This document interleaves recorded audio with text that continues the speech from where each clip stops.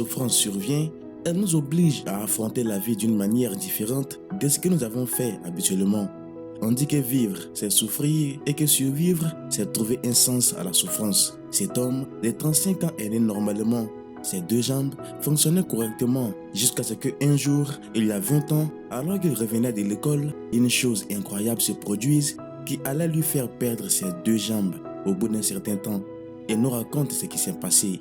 Jewe nitwa Sabimana Samuel, narahuye n'ikibazo ndi umwana muto mfite imyaka 15, nza guhura n'umusaza aramfata, maze kumfata arankandakanda amaguru, maze kunkanda amaguru umusaza yahise agenda, amaze ubwo ngubwo amaze kugenda hajije iminsi mpita mpura n'ikibazo ndarwara. Ce qui s'est passé est incroyable et personne ne pourrait imaginer qu'une personne vienne sur vous, vous touche les jambes sans raison et s'en aille.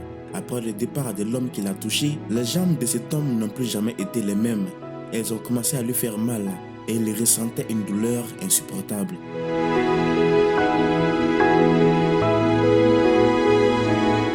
L'état de ses jambes ne cessait d'empirer chaque jour, que l'homme a dû se rendre à l'hôpital et y a passé plus de 4 mois. Après de multiples scans et examens, les médecins ont conclu que pour résoudre ces problèmes, il fallait lui retirer les jambes pour de bon, ce qui a été fait avec succès.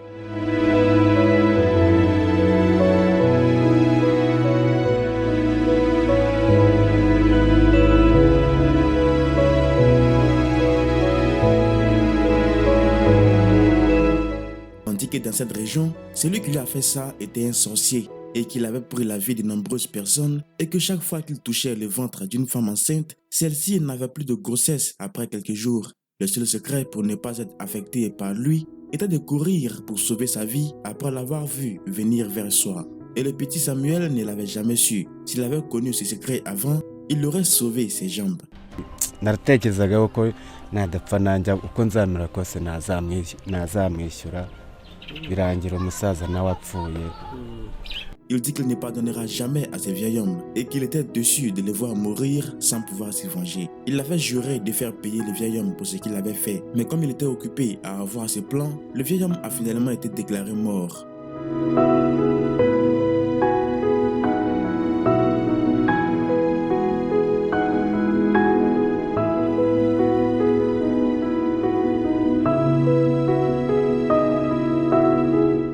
Il ne comprend toujours pas comment le vieil homme a pu se réveiller un jour et s'est dit « Je dois faire ça à ces garçons ». Ils n'ont jamais eu de problème avec ce vieil homme, qu'il s'agisse de lui, qui était alors un petit garçon, ou de toute sa famille en général, des deux parents à tous les membres de la famille. C'est pourquoi il dit qu'il ne pardonnera jamais à ce vieil homme, car il savait qu'il était innocent.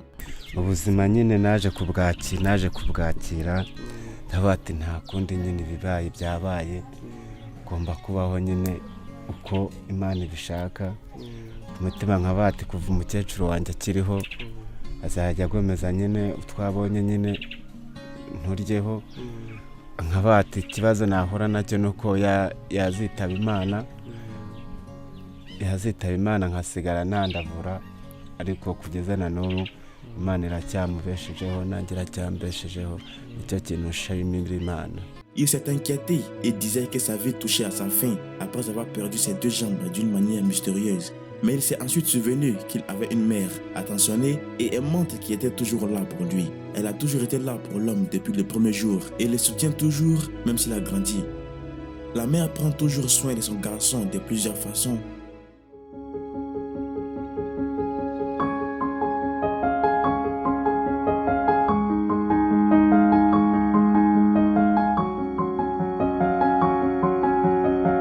L'homme dit qu'il est seulement inquiet aujourd'hui pour ses mains et ses bras qui montrent les mêmes signes que la jambe avant d'être enlevé. Mais il prie Dieu de ne pas laisser cela se produire. Il ne peut pas s'imaginer vivre une vie sans bras, sans ses bras et sans ses jambes. Espérons que ce ne sera pas si grave pour cet homme.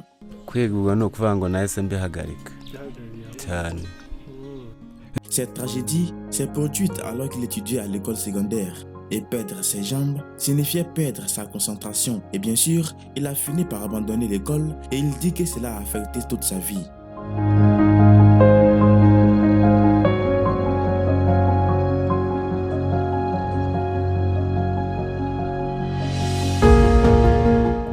Il vit difficile ici dans le village car il ne peut pas marcher, bien sûr, parce qu'il n'a pas de jambes et il n'a pas non plus de travail rémunéré.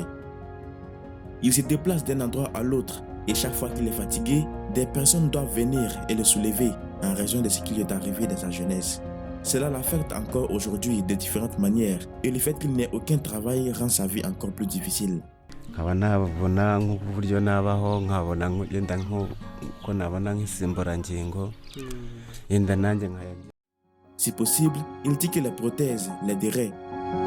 Elle l'aiderait à aller dans différents endroits, ce qui lui donnerait des chances de trouver un emploi et d'avoir une vie moins difficile.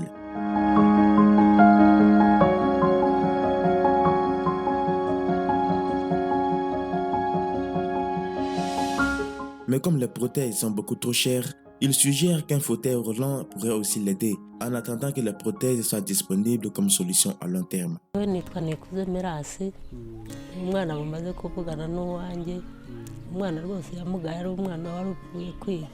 Elle, sa mère, dit qu'elle ne pouvait pas non plus pardonner à l'homme qui a ensorcelé son fils et lui a fait perdre ses 2 jambes.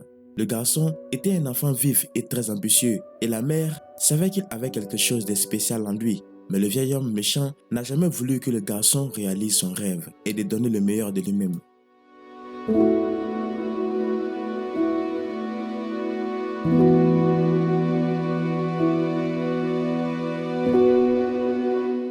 Elle a continué à s'occuper de son fils en l'aidant, bien qu'elle soit aussi dans sa vieillesse, mais dit que tant qu'elle respirera, elle se réveillera toujours et prendra la houe pour cultiver pour que son seul et unique fils ne meure pas de faim.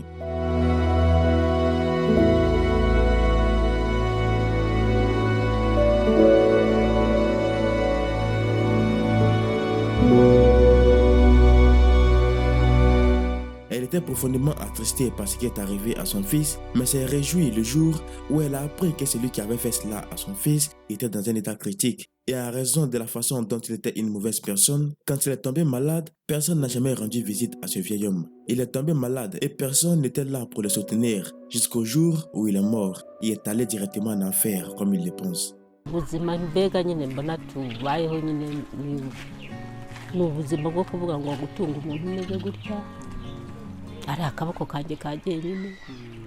La mère dit qu'ayant un âge aussi avancé, elle doit toujours travailler pour les nourrir les deux. L'homme a une vie très difficile. Parfois, elle n'a pas de nourriture et ne pas avoir de nourriture signifie passer quelques jours sans manger. Elle dit qu'ils ont besoin de soutien pour survivre dans ce village car la vie est compliquée et difficile pour les personnes qui ne sont pas fortes physiquement comme elle et son fils.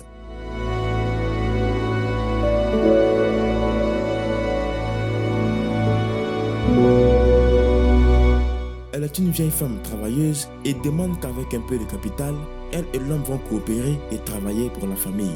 Ils ont quelques idées d'affaires, mais n'ont pas de capital pour les mettre en œuvre.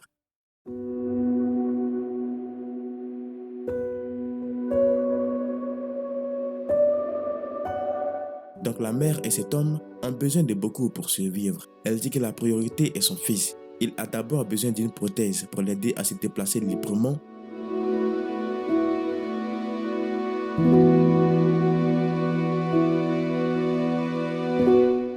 Vous pouvez faire un don et aider cet homme à obtenir un fauteuil roulant et des prothèses en cliquant sur le lien Giving Life qui se trouve dans la description de cette vidéo et épinglé en haut des commentaires.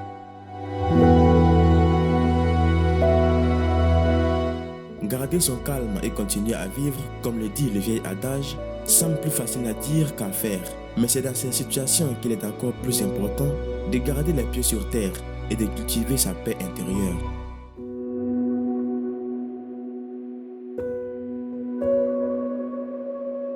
L'inquiétude ne vide pas demain de ses peines, elle vide aujourd'hui de sa force.